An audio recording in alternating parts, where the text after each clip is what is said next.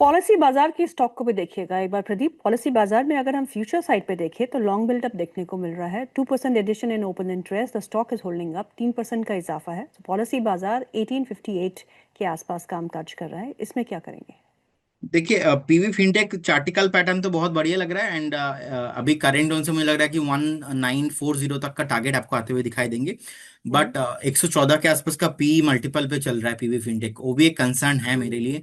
So because okay. Of that reason मैं ही बोलूंगा कभी भी डीप मिलने पे स्टॉक्स को आपको फ्रेश बाय करना चाहिए। And hmm. सेलिंग जोन रहेगा शॉर्ट टाइम के हिसाब से एक बार 1960, हम्म। 1960 के आसपास का शॉर्ट टाइम का टारगेट आपको मैक्स टू मैक्स एक महीने में आते हुए दिखाई देंगे। अभी तो फिलहाल बने रहने का ही सलाह होगा। ओके, पॉलिसी बाजार या फिर पेटीएम, दोनों में से आपको एक अगर चुनना हो तो क्या चुनेंगे? एक्चुअली दोनों में से अभी मैं कोई भी स्टॉक्स को चुनने के लिए रेडी नहीं हूँ, बिकॉज ओके। दोनों में फ्रेश बाय करना सही नहीं रहेगा। अब हम्म। पेटीएम का देखेंगे, पेटीएम जब लिस्ट हुआ था 1900 2000 के आसपास, उसके बाद पेटीएम अच्छा खासा पिटाई हुआ, पेटीएम पेमेंट बैंक का लाइसेंस कैंसिल हुआ, हम्म। फाउंडर का मिसमैनेजमेंट, कंप्लाइंस प्रॉब्लम, बहुत सारा कुछ हमने देखा, इसीलिए स्टॉक 500 के नीचे भी आ गया था। बाद में फाउंडर का ऑब्वियसली विजन है विजय शेखर शर्मा जी का, तो हम्म। इसीलिए उन्होंने न्यू बोर्ड रिफॉर्म किया, अच्छे से हम्म। बिजनेस मॉडल को चेंज किया। पेटीएम का रिसेंटली करंट जो बैलेंस शीट है, इस बैलेंस शीट को अगर आप देखेंगे, इसमें जो डिस्ट्रीब्यूशन फाइनेंशियल प्रोडक्ट है is like hmm. Wealth management पे, तो कहीं ना कहीं वहां पे ग्रोथ देखने को मिल रहा है। पेटीएम मनी पे अभी आप देखेंगे कि आप ट्रेड कर सकते हैं, म्यूचुअल फंड में इन्वेस्ट कर सकते हैं, तो there are lot of others new vertical इन्होंने लॉन्च किया। पहला ब्रेकआउट 1070 में आया, सेकंड ब्रेकआउट 1500 पे आया, और अभी अपने ऑल टाइम हाई के आसपास बस जा रहा है। सो मुझे लगता है कि जितने अपने ऑल टाइम हाई के आसपास आएंगे उतना थोड़ा बहुत सेलिंग प्रेशर आपको बनते हुए दिखाई देंगे। लेकिन टारगेट यहाँ पे पोजिशनली मुझे लगता है कि 1950 से 2000 तक का होना चाहिए। अब क्या होता है, प्रीवियस हाई के आसपास आ रहा है तो पुराने इन्वेस्टर्स अपने माल खाली करेंगे। लेकिन मैंने हम्म। कुछ ब्रोकिंग रिपोर्ट पढ़ा, इनका फाइनेंशियल मैंने स्टडी किया, तो मुझे लग रहा है कि स्टॉक आपको डेफिनेटली यहाँ से हाई पोटेंशियल है, लेकिन हम्म। वो फ्रेश बाई करना मुश्किल है। और पीवी फिनटेक क्योंकि 114 115 के आसपास का मल्टीपल है, दोनों स्टॉक शॉर्ट टाइम से चला हुआ है, तो जिनके हम्म। पास बाइंग है उनके लिए तो कंफर्टेबिलिटी है यहाँ पे। लेकिन जो न्यू बायर्स है उनके लिए मुझे लगता है कि जो आरआर है, रिस्क रिवॉर्ड रेशियो, वो फेवरेबल नहीं है। ओके, चलिए मेटल स्पेस की तरह रुख करते हैं। आज मेटल स्पेस में भी अच्छी बॉयंसी देखने को मिल रही है। हिंदुस्तान जिंक कल गिरावट थी उसमें, क्योंकि कुछ बज़ थे, कुछ रिपोर्ट्स थी कि ओएफएस हिंदुस्तान जिंक का भी आने वाला है, लेकिन सरकार ने उस पर अपनी स्पष्टीकरण दिया है कि अभी ऐसा कोई संभावनाएं नहीं है। 4.5% का इजाफा जो है हिंदुस्तान जिंक के स्पेस में देखने काउंटर में देखने को मिल रहा है। 621 के आसपास का लेवल है। और फ्यूचर साइड पे एक अच्छा बिल्डअप भी देखने को मिल रहा है। Open interest addition of 3%। Hindustan Zinc at this levels क्या करना चाहिए? एक और स्टॉक जो है प्रदीप, वो है वेदांता। बहुत दिनों के बाद एक अच्छा मोमेंटम, 6% एडिशन ओपन इंटरेस्ट में, काफी अच्छा मोमेंटम दिख रहा है, लॉन्ग बिल्डअप है। क्या करेंगे Vedanta and Hindustan zinc? Hindustan zinc पे मुझे लगता है कि मैम यहाँ से कंटिन्यू होके आपको 653, उसके बाद आपको 700 का भी टारगेट आते हुए दिखाई देंगे। थोड़ा 650 के आसपास का एक रेसिस्टेंस है, थोड़ा बहुत हम्म। सेलिंग प्रेशर यहाँ पे बन सकता है, लेकिन बने रहना चाहिए।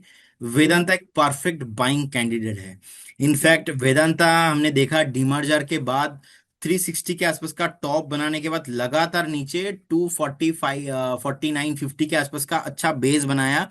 यहाँ पे हम्म। स्टॉप लॉस मैं 238 पे बोलूंगा कि आप मेंटेन कीजिए, फ्रेश हम्म। बाय करके जाइए।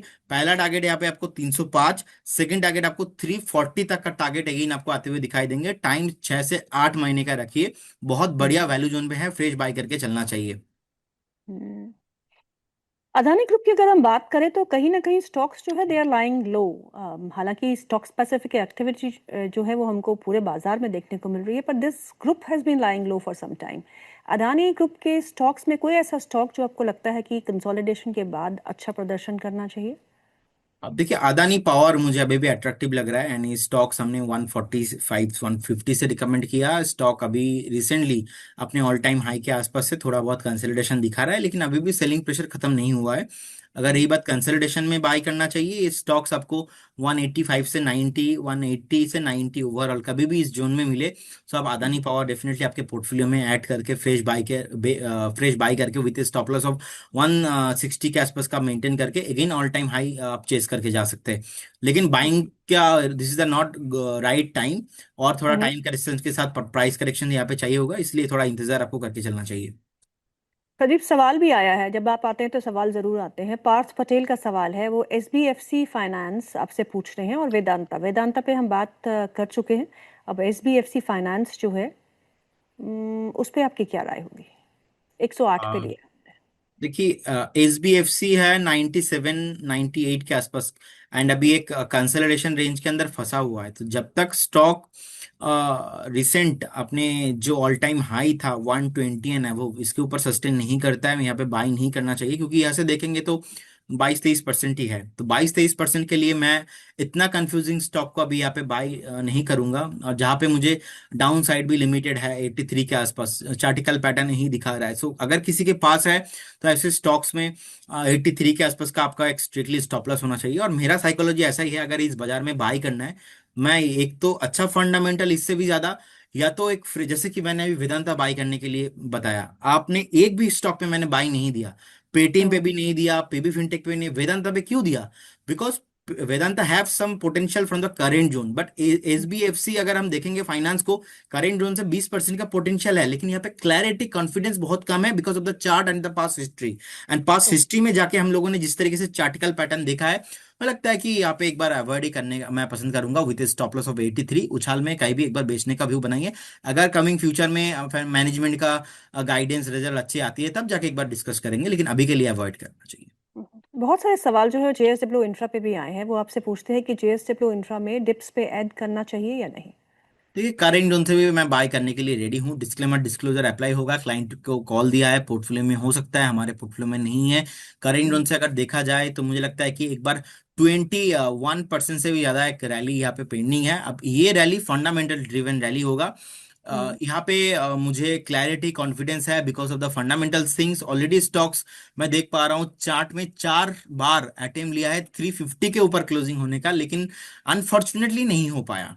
एंड अगर हम्म। इस बार 350 के ऊपर होती है क्लोजिंग, तो फिर हम्म। नेक्स्ट आपको 440 तक का रैली कंटिन्यू होते हुए दिखाई देंगे। So okay. बेस अच्छा बनाया, बने रहना चाहिए। हम्म। 311 के आसपास का एक सपोर्ट है, यहाँ पे स्टॉप लॉस मेंटेन कीजिए, फ्रेश बाय करके चलिए। हम्म। 350 के ऊपर भी आपको ब्रेकआउट मिलेंगे। 440 के तक का टारगेट एक साल का व्यू रहेगा। ओके, रोहित जैन पूछते हैं, प्रिंस पाइप्स है उनके पास, 522 के प्राइस पे उन्होंने एक्यूमुलेट किया है, अब क्या करना चाहिए? Prince pipe, right? Correct. Okay, okay. Particular stock का अगर हम प्राइस देखेंगे, अभी 290 के आसपास चल रहा है, एंड डाउन ट्रेंड के बाद कंसोलिडेशन रेंज के अंदर फंसा हुआ है। तो ऐसे स्टॉक्स में क्या होता है ना, रैली आते नहीं है इजीली।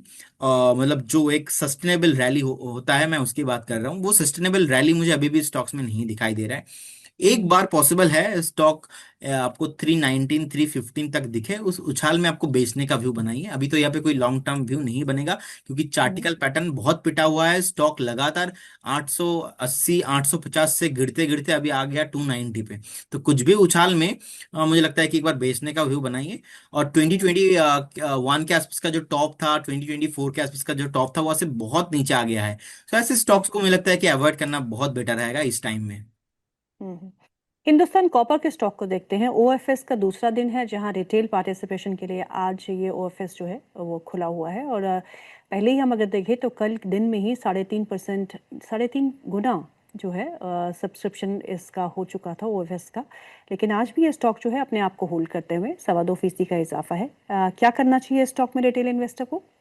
देखिए, एक डबल बॉटम बना है वीकली चार्ट में, जो कि उसका स्टॉप लॉस थोड़ा लंबा हो रहा है 469 के आसपास। मुझे लगता है कि वहां पे स्टॉप लॉस मेंटेन करना चाहिए। रही बात बाई कहाँ करे, बाई 517 से लेके 500 कभी भी आती है तब जाके बाई करना चाहिए, नहीं आता है तो फ्रेश बाई नहीं करना चाहिए। जिनके पास पोर्टफोलियो में है, आपके लिए 465 का स्टॉप लॉस, एंड बिल्कुल आप स्टॉक को होल्ड कीजिए, बने रहिए।